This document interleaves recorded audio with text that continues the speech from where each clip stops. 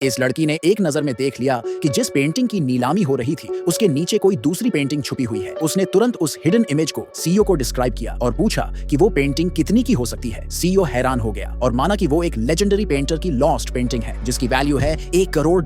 लड़की, जिसे पैसों से बहुत प्यार था, तुरंत एक्साइटेड हो गई और उसने $2 करोड़ की बिड लगाई। लेकिन वहां मौजूद एक जेलस औरत ने उसका मजाक उड़ाया और कहा कि वो बेवकूफ है जो 1 मिलियन में एक ऐसी पेंटिंग ले रही है जिसकी वैल्यू सिर्फ $10 है। सब लोग हंसने लगे, लेकिन लड़की ने बिल्कुल नहीं डरते हुए जवाब दिया कि उसका हस्बैंड, जो कि खुद सीईओ है, के पास इतना पैसा है कि वो पूरी ऑक्शन खरीद सकता है। सीईओ मुस्कुराया, अपना कार्ड निकाला और बोला कि जितना चाहो खर्च करो। और ऐसे पेंटिंग उस लड़की को मिल गई जब किसी को यकीन नहीं था उस पर। बिना किसी डाउट के उसने पेंटिंग की कैनवस फाड़ दी जैसे उसने पहले ही प्रेडिक्ट किया था। अंदर सच में एक और पेंटिंग थी और जब उसने सबको दिखाई सब शॉक्ड रह गए। लेकिन किसी को नहीं पता था कि ये लड़की आम इंसान नहीं थी। बचपन से वो पहाड़ों में रहती थी और ट्रेनिंग ले रही थी। वो एक हीलर मास्टर की स्टूडेंट थी, एक यंग टाओइस्ट मंक लड़की। वो ना सिर्फ फास्ट थी बल्कि उसकी मेडिसिन उसके मास्टर से भी ज्यादा पावरफुल थी। लेकिन एक दिन उसे एक लेटर मिला जिसकी वजह से उसे पहाड़ से नीचे आना पड़ा। उसे एक शादी का वादा निभाना था। फियांसे एक बीमार लड़का था जिसकी एक टांग खराब थी और बस 6 महीने की जिंदगी बची थी। असल में उसके पिता और सीईओ के पिता ने सालों पहले ये रिश्ता तय किया था। पहले ये शादी उसकी स्टेप सिस्टर से होने वाली थी